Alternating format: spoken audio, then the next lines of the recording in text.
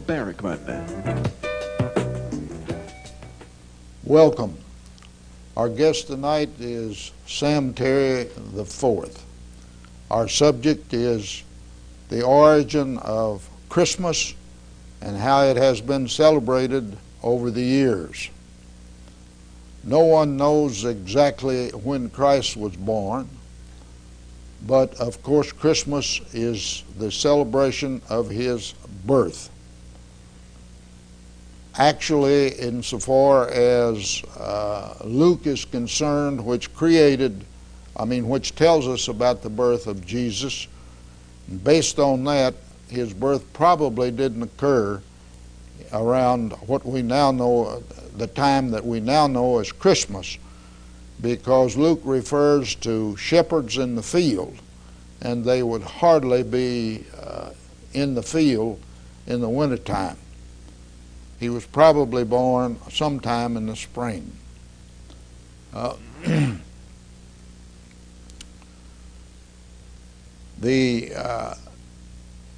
Christmas was not celebrated as such as we know it today until the time of Constantine, when he became accepted Christianity in the Roman Empire. And it was based about the time, it was based on a time that was comparable to the pagans' celebration that they had, celebrating the ending of one year and the coming of another. Sam, what about the origins of Christmas? Well, certainly over the last 2,000 years, Christmas, as we celebrate it today, has evolved greatly. Many of our even modern celebrations today take their roots from pagan rituals, as you have referred to, and even today, as we have evolved probably from the 16 and 1700s, Christmas and its celebration has become much more organized. In this particular situation, most of our churches today celebrate the season of Advent, which is the 4 weeks prior to Christmas.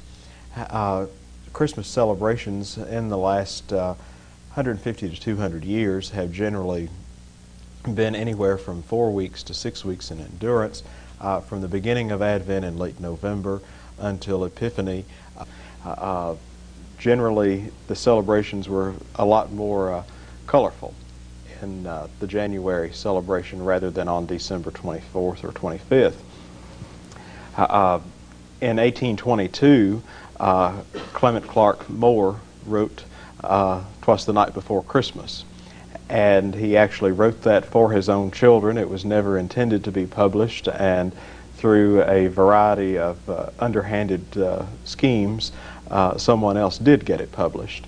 And that really started a lot of the ideas about how we celebrate Christmas. From that particular poem, we find a description of St. Nicholas that had not been seen before. In this country as well, when we get to the years just prior to the Civil War and the years just following it, we start to see things that we still recognize today as celebrations of Christmas, such as St. Nicholas Christmas trees, decorations in the home and churches and so forth. So really the middle part of the 19th century is when Christmas as we know it got a good foothold. The origin of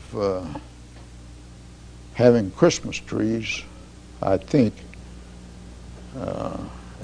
came as a result of the Roman celebration in December, and the greenery represented to them renewal of life. Yes. And I think that's the origin of the what finally developed into the Christmas tree, and that was more or less the beginning of the development of Christmas. That is the solstice time in December, which was celebrated by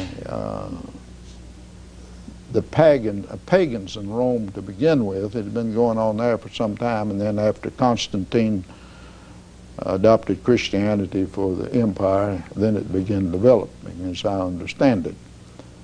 Do you by any chance know what country had the first Christmas tree? Germany is generally given credit for that, and the Christmas tree gained in popularity when Queen Victoria married a German prince, Prince Albert, and he brought that custom to England with him. And one of the things that really caused people to take notice of Christmas trees was there was a very popular lithograph of Queen Victoria, Prince Albert, and their children standing around a Christmas tree in their home. And it showed how the tree was decorated and how the Queen did all of this, and Victoria being much admired and emulated, people caught on to that and wanted to follow suit. And that's how Christmas trees really became quite popular. In this country, in the beginning, and even as I came along, the normal Christmas tree was a cedar. Yes. I never have quite understood the reason for that, because what we have nowadays was still growing in this country at that time. I don't know why it was the cedar, unless it was more prevalent all over the United States.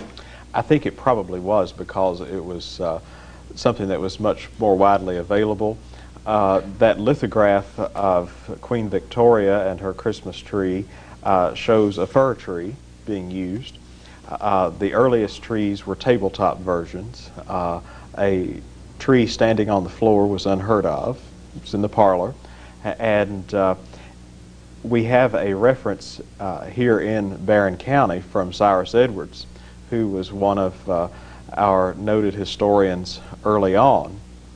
And he has a reference in his book, Stories of Early Days, and he says, the first Christmas tree I ever saw was about 1853. Miss Mary Wood, a young woman of our neighborhood, had been away at school, I think in Cincinnati, where they had a Christmas tree before she came home. She told her folks to show them what it was like. We children went over later, and to us it was a wonderful sight. He goes on to add, Miss Mary also brought home some oranges, 3 or 4, for her family to see. Later she brought an orange over to my mother. It was cut so each could have a taste. These were the first oranges seen in our community, though my father had seen some in Louisville in 1832. Now this occurred in 1853, several years before the Civil War broke out. We have another reference locally from a newspaper article in 1874 that is inviting the community to come to the Presbyterian Church in Glasgow. And they were going to have a Christmas tree there on Christmas Eve and have a Christmas program in conjunction with the Methodist Church. And those two are some of the very rare references to Christmas trees in our community in particular. I think it's interesting that the lady brought the idea from Cincinnati, and that ties into the German origin because it was mostly Germans that settled Cincinnati. Yes. So again, there's continuity there. Absolutely. And of course the things on the trees early on, the tree was not decorated usually until Christmas Eve, and of course without electricity and so forth. Any lights on it were candles. The candles were not lit but one time, and that was on Christmas Eve, as toys were distributed.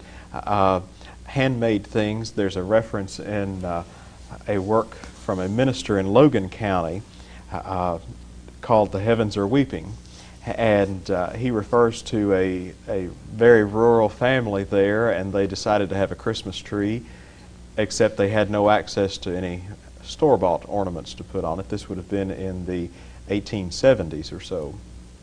And they thought it should have something shiny on it, and so they tied their silverware onto the Christmas tree. And one of the sons had killed a coon that year, and he had a coonskin cap, and they put that on the tree.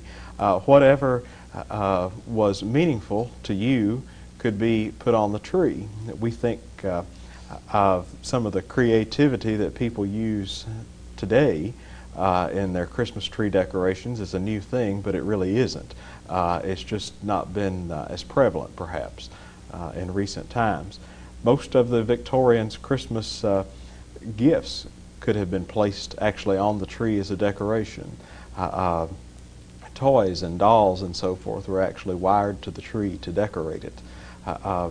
Most Victorians in the late 19th century kept that tree indoors for some time, usually until the 6th of January, if they had one. In this area here in Barron County in particular, that would have been unusual, I think. We're a more rural area. Cedar trees dry out very quickly, and most people were ready to put the holidays behind them. And I think in-house Christmas trees probably became much more widespread locally well into this century. How did what was the idea, and where did the idea for decorating them come from in the beginning? Would have been part of the German tradition. Germany, of course, has a very long-standing tradition of glass blowing and ornamentation with china wares and so forth. You could have all sorts of glassware, china pieces that became very popular. And that was one of the early reasons why Christmas was thought of as being a shopkeeper's holiday, that there was always something that could be sold to decorate the tree. But I think that has certainly evolved over time. What about gifts? How did that evolve? Well, of course, that correlates to the wise men bringing gifts to the Christ child. And in this particular instance, in the late 19th century, most gifts, and early 20th century too, most gifts were homemade if they could be produced in the home, simple things. Some store-bought gifts would have been exchanged. We think of Christmas as being very commercial today. However, if you look at newspaper advertisements from this 19th century time period, it's full of it. We don't seem to have any more Christmas sales or special Christmas entrepreneurism now than we had then. It has just changed a little bit in the form that we receive it in. Gifts made at home could have been, there's a great book called The Gift of Christmas Past, which was written by Sonny O'Neill, who was from Nashville, and it focuses on Christmas and its celebration in the 19th century, and she explores some of the things that people might have made at home. You would have seen handmade aprons and doilies, linens that could have been embroidered, which would have shown off the needlework skills of the ladies of the house. You might have seen simple things. There was a little item called a wonder ball, and a wonder ball was considered a great gift for a grandmother who knitted or crocheted, because as you used the yarn, inside were little gifts tied into the yarn, and grandmother would find those as the year wore on and give her a little bit of excitement throughout the year. Other simple things such as eyeglass wipes to wipe one's spectacles with. The same would be for ink pen nibs. Of course, we were using dip pens at that point as writing instruments, and you needed to clean your pen nibs from time to time. Food certainly was thought of as a gift. We see from Edwards' reference that oranges were a real specialty, and other fruits as well, nuts, candies. In the South in particular, many people still carry on the tradition of a jam cake made with berries preserved in jam that probably came from the farm right here locally. And all of those things became very popular gifts to give. I brought another reference with me on that note. It is from this area, from Josie Calvert, and she was a young lady in Bowling Green, lived on Park Street. The very well done exhibit in the Kentucky Museum at Western Kentucky University called Growing Up Victorian is based on her diary. But in 1878, her Christmas Day entry was clear and cold. I received the following presents. From Mama, an apron braided very nicely and some underclothes, 2 pairs of stockings from Aunt Jenny, a gold pencil from Mr. Fuseli, a bottle of perfume and a box of French candy from Cousin Johnny, Gray's Elegy in a Country Churchyard from Aunt Sarah, ribbon blue on one side and black on the other from Susie, a handkerchief from Ed, and as many pears, grapes, oranges, and candy as I could eat. We spent the day at Aunt Sarah's and had a nice time, wrote a letter to Mag, and that was simply the extent of it. Probably most young people and young people at heart would think they hadn't had a very big Christmas if that was what they received for gifts in this day and age, but that was a fairly typical thing in this time period. I imagine that she was upper middle class, because I don't suspect that the lower middle class had access at that particular time to the fruits that she Well, and one thing discusses that does probably make that possible is that she was in Bowling Green, and Bowling Green had the river, which Glasgow lacked, and the river and the train system brought in a lot of things to Bowling Green that maybe were not even necessarily available in Glasgow and some of the more In outlying. 1857? 1875. 1875. Yes. I just got the dates backwards. That was, I was born and raised on the Ohio River.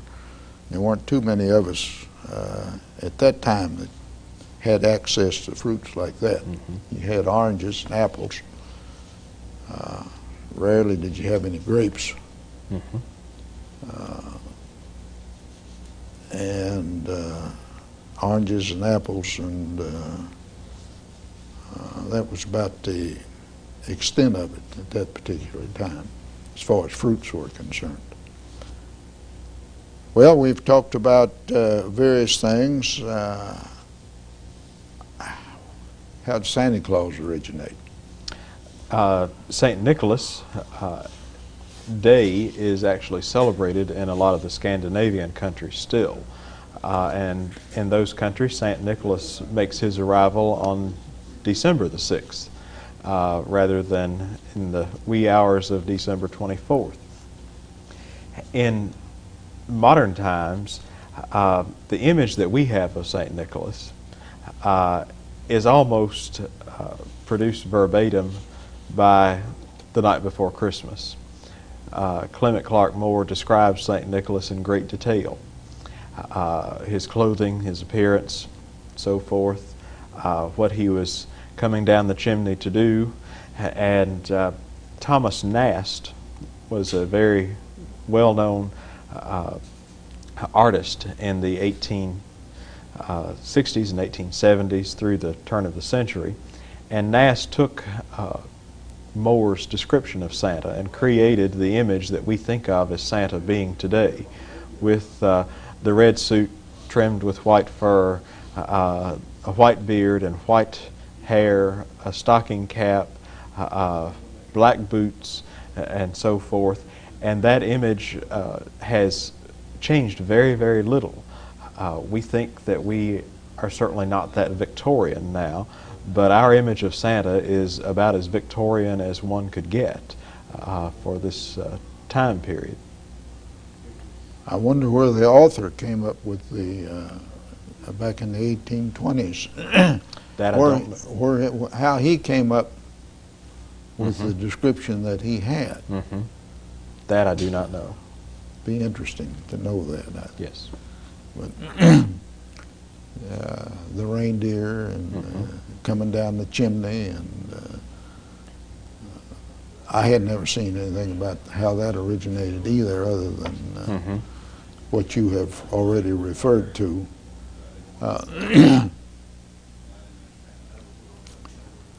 Is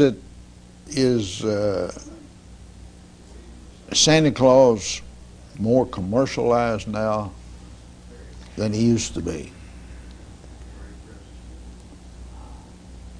I don't really think that he is. I think it's the fact that our forms of having Santa Claus in our presence have grown so much with television, shopping malls, Santa's here and there helping to take orders and all sorts of things, that we are much more aware of it and just bombarded with Santa from time to time. But newspaper advertisements and so forth from the late 19th century refer to Santa quite a lot, and postcards, Christmas cards from that time period will have Santa featured as well, usually Thomas Nast's drawings of Santa there. But in one sense, I don't think that he's been as commercialized as we probably feel that he has. Well, again, going back to the 20s, the only time I saw Santa Claus was once a year. And now you've got Santa Claus all over the place. Yes. The television, the stores, and some of the younger children are beginning to question that.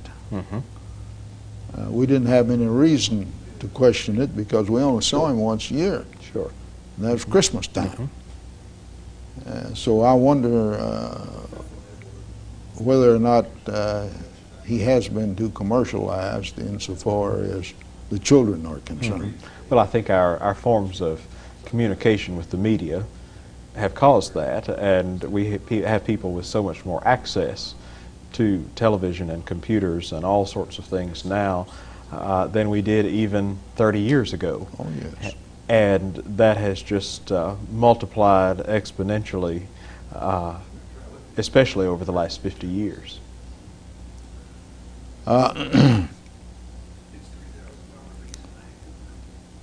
How was insofar as you've been able to find out, how was the Christmas Eve and so forth actually celebrated? Not necessarily from the standpoint of the community, I mean of the home, but community-wide. Was there any celebrations and so forth? It appears in this area there were occasional Christmas Eve services at churches, such as the one that I referred to earlier in 1874 here in Glasgow. They occurred in Bowling Green as well and have continued since that time. Certainly during periods of unrest, they could have easily been disrupted by war and so forth as well. Christmas Eve has generally been almost as much of a holiday as Christmas Day in modern times, and people celebrate that just as much, very much a family occasion. Early on, Christmas Eve was when many of the Christmas packages were exchanged among individuals. Santa Claus came Christmas Eve night, and his packages were there Christmas morning. So I think that's pretty much remained the same for many people since that time. again, I hate to keep going back to the 20s. I'm showing my age here. But during the week before Christmas, and sometimes on Christmas Eve, there was a community gathering in which there were Christmas pageants and food and so forth. And part of that probably was because in rural areas, even then, most churches only had a minister once or twice a month. Mm-hmm. That probably had something to do with that particular time for having community activities. But I don't, other than what goes on in churches today, I don't know of anything that resembles that. No, no. And so many churches now don't even continue traditions of Christmas pageants and so forth as they once did. Well, I think most of them don't. Mm-hmm. So I think that most of them don't.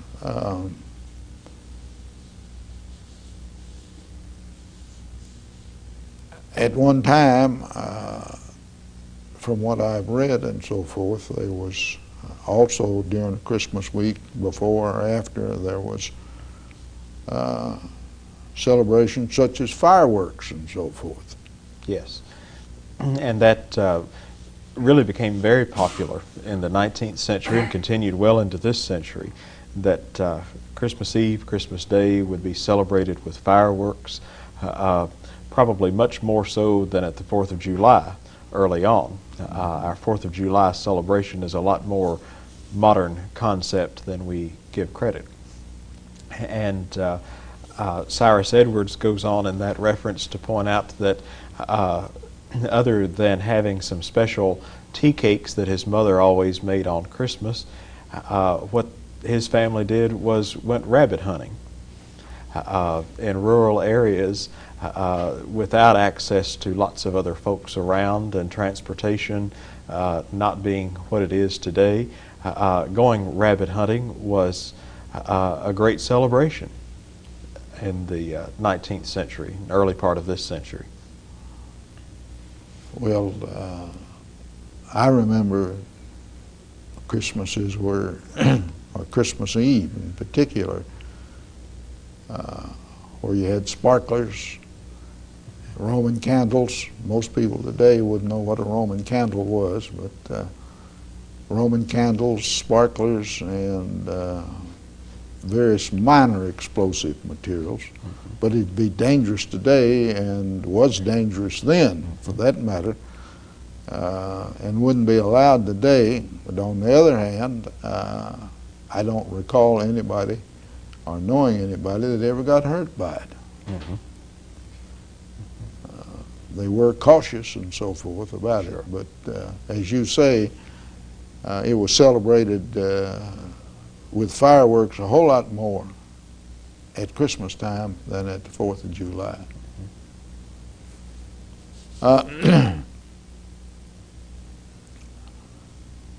The Russian church celebrates Christmas differently than we do.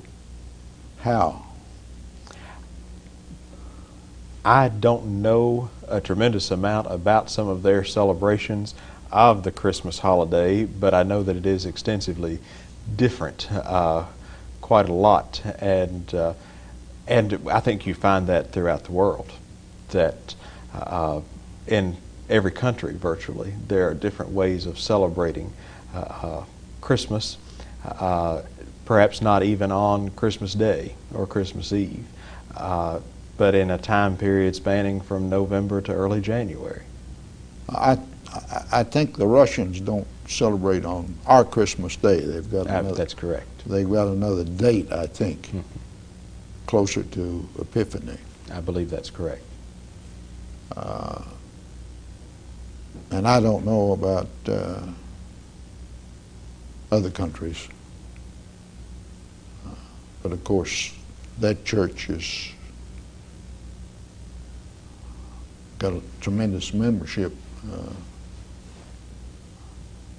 in Russia and some of the adjoining countries. Of course, the Jews have a celebration this time of year too.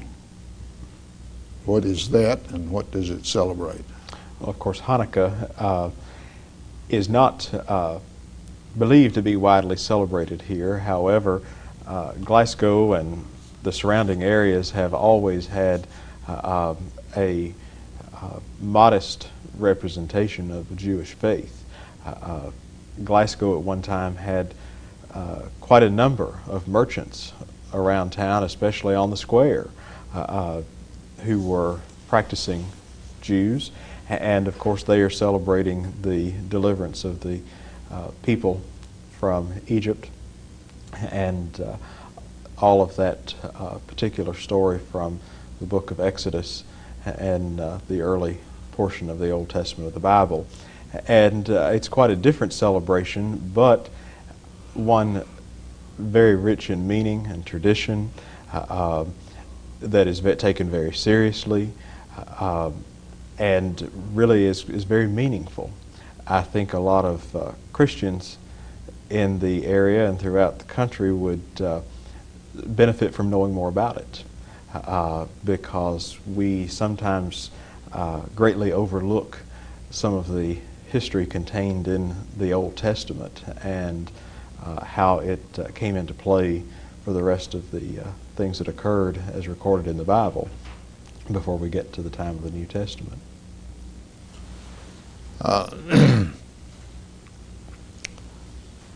I think we might do well also to consider Christmas as seriously as they consider Hanukkah.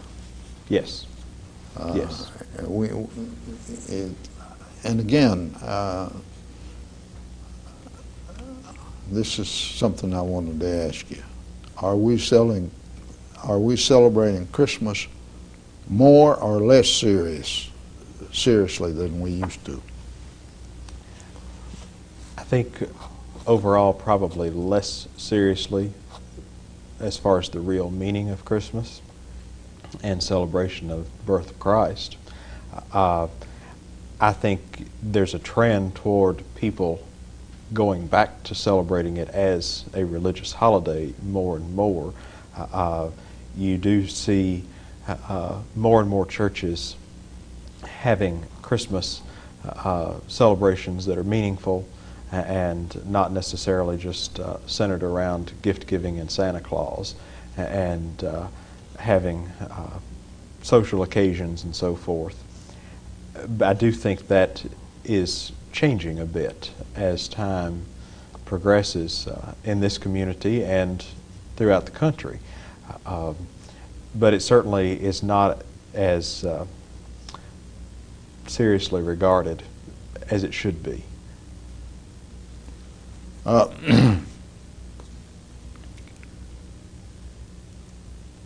I think perhaps that Santa Claus is emphasized more than the religious aspect of it these days. I would think it definitely was. Yes.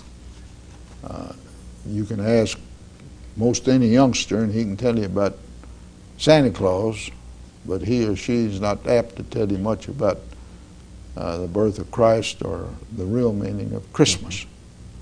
Whose fault is that? Probably a lot of the commercialism of Santa.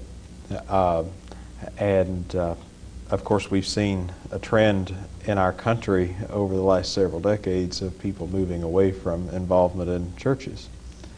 And I think we also have a situation where a lot of folks don't attend church. They may go Christmas and Easter. They may not go at all. As well, we have all sorts of interesting and unusual situations now where religion, Christianity in particular, is a touchy issue in our school systems that are public systems, because it can be taught, certainly, but other religions and their celebrations certainly should have equal billing. in the classroom so that there's an appreciation and an understanding developed there. And I think a lot of those things have come into play to make young folks in particular think Santa's all there is to Christmas.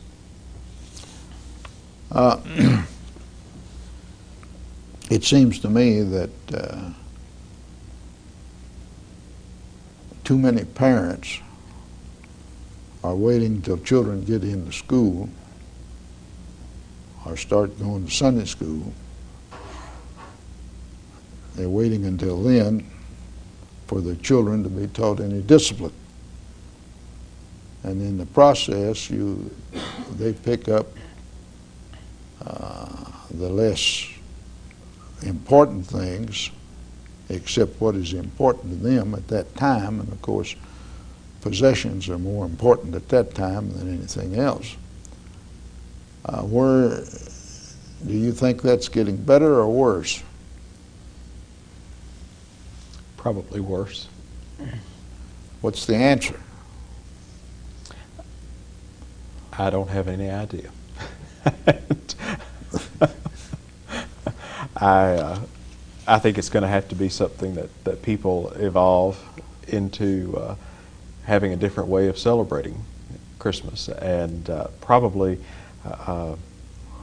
stepping back from it a little bit and realizing what's important in life, and that it's not material things and what you have. And I feel like when you look back on the century coming to a close, that tragic things such as world wars and depression and so forth probably instilled a more sensible celebration of Christmas than we have had in recent years. And certainly we would never hope for such a thing, but it seems that we have a society where we want it all, and we need it all right now. And it does seem that it's probably going to continue that way for some time. That's the way things look now, but I sometimes wonder, things go in cycles. We had a lot of people today think that we haven't had any in the history of Western civilization, for that matter, any period similar to the period that we've got now. But after the Reformation and so forth, as we think of morals today, they were as loose then or more loose than they are now. And then you had the Victorian age. You talked about the Queen there a moment ago, and it went back the other way and was actually then too strict. And then the reaction we're in now, the reaction to that. So I don't know. Only time will tell. Only time will tell, but again, as far as other phases of life are concerned, they seem to have gone in cycles also. So who knows? Exactly. I'm like you. I don't know either.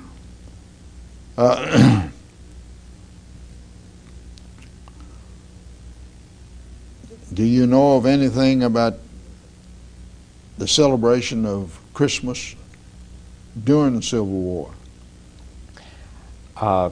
Certainly it was not celebrated with lavishness in those difficult years. Here in Glasgow,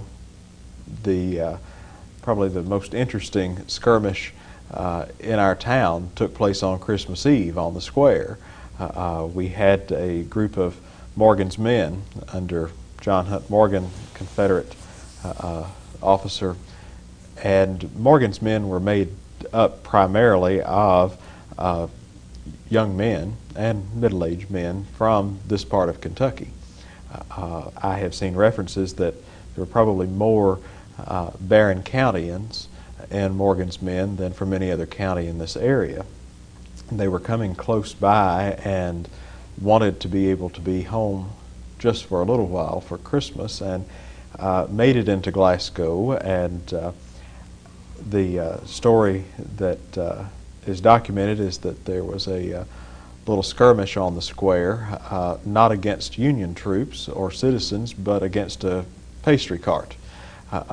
There was a baker in town who was selling Christmas pastries, and hungry soldiers home thought that sounded pretty good and pretty much commandeered that and put the fellow out of business and enjoyed the celebration instead. But certainly Christmas would have been a very trying time during those years because everything was so disjointed and nothing was normal during that time. Was there, but those not actively involved, actually in the Army, was there more people that went back to religion or took up religion? I think probably so. Usually in times of crisis, people will fall back on religion to a great extent.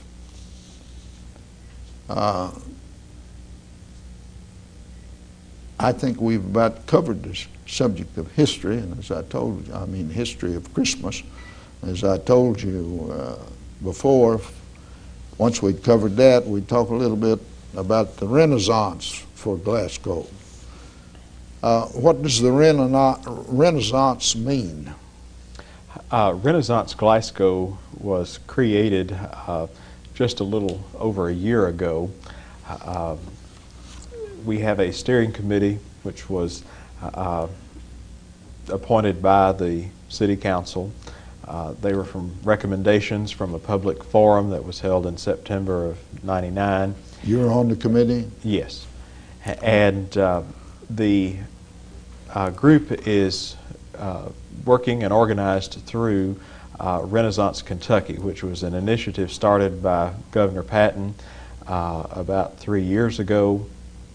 Until this particular portion of this year, there were 41 cities in Kentucky participating. And what the governor intended with this is to help communities to examine themselves, find their strengths and weaknesses, and for communities who were doing a good job in particular areas to enable them to be rewarded by making it available, making that community available for grant funding for various projects for community improvement.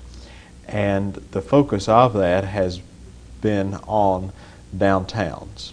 We have so many downtowns throughout the state of Kentucky that are in a sad state of affairs.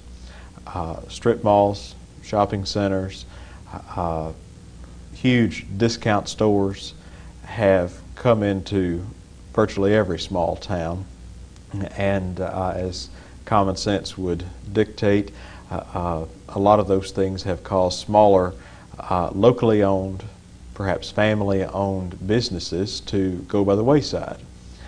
We can see that and how it's happened in the last 25 years on our own square. And this whole program has sought to help people get their downtowns in order and make them viable again.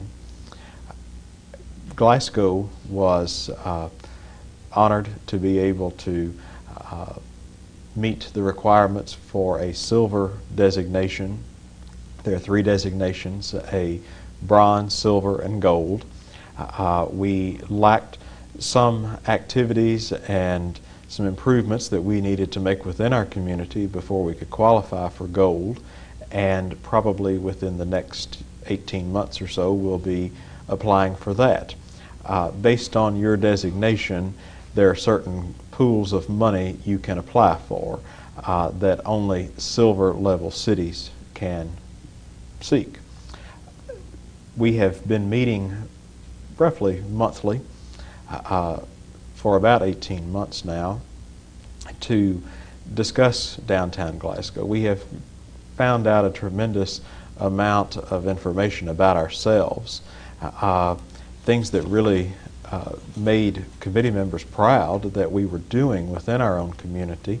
We have surveyed every structure within the area we defined as downtown Glasgow, and we have a photograph and a record of it, and all of that information is in the process of being computerized, which will be a great help. And one of the reasons for that is we needed to know about our building stock. How many residential areas were in need of improvement, the same with commercial buildings and so forth. Overall, we found that Glasgow is residentially in very good shape. People take care of their property, it's maintained well in most cases, and there are always going to be areas that need improvement. We also discovered that we really didn't have too many vacant lots for commercial purposes within our downtown, and that what we needed to do was work on filling those that are vacant and making some adjustments to reuse some of the existing building stock in the downtown area into viable things. Also, one of the things that we have done in the last several months is conducted through the Economic Development Committee a survey of citizens as well as business owners in downtown. And we have determined a great bit of information about that. It's recently been published in a booklet form. It can be reviewed at the Public Library, the Chamber of Commerce, the Mayor's Office, or you can purchase a copy of the survey results. It gets into a lot of specific things, such as what is it that people leave Glasgow to go buy? Interestingly, clothes and shoes were the top responses to that. There's a great deal of information there for anyone who would be interested in developing a new business, especially in downtown, to see what the respondents noted they really needed and desired. We found that people like our downtown. They like being there. There are a number of people who are misinformed and think there's nothing in our downtown. It's just a hub that you drive around a square to get on your way somewhere else. And so that's given us some insight into some of the things that we need to do to educate and market our downtown to the public as well. But it's a great program, and we're seeing a lot of great things come about because of it. What's the city got to do to go from silver to gold? We needed to improve some of our activities in cultural arts. We do not have a local arts council at this point. Variety of things that needed to be done, not anything enormous, but I think they can be achieved in the next couple of years. I'm a little surprised at that. After all, we have orchestras that come here, and there's various other arts programs that take place on the square, and yes. I'm surprised at that. Well, I believe it needs to be organized in a little bit different fashion through an official arts council that's recognized by the Kentucky Arts Council, which would also serve as a way of promoting local and regional artists from this area on a regional and statewide basis. But I think some of those things will come about. As far as buildings are concerned and history and architecture, I'm the chairman of that particular committee. People are concerned about various buildings downtown. There's a limited amount that any of us can do toward saving and reusing some of those structures. One of the nice things about the Renaissance Kentucky program is that it actually has a pool of grant money available for communities to then re-grant for private ownership of privately owned buildings, which has not been the case in the past. In the past, historic buildings, in order to qualify for grant funding, had to be owned by some sort of nonprofit agency or governmental agency. So this is exciting that we can actually receive some grant money to help owners of some buildings downtown that are historically important to improve those facades and improve the building and make it useful.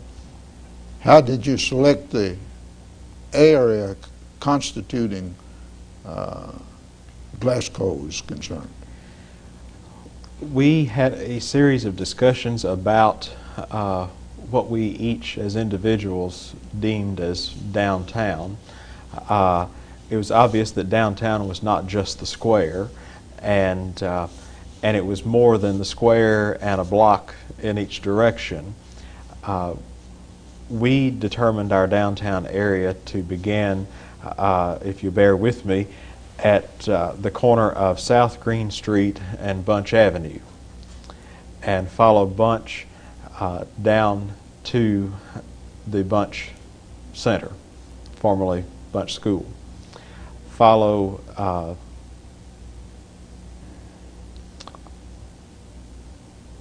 Lewis Street over to Main, hop over and continue, or excuse me, not Lewis, Franklin Street.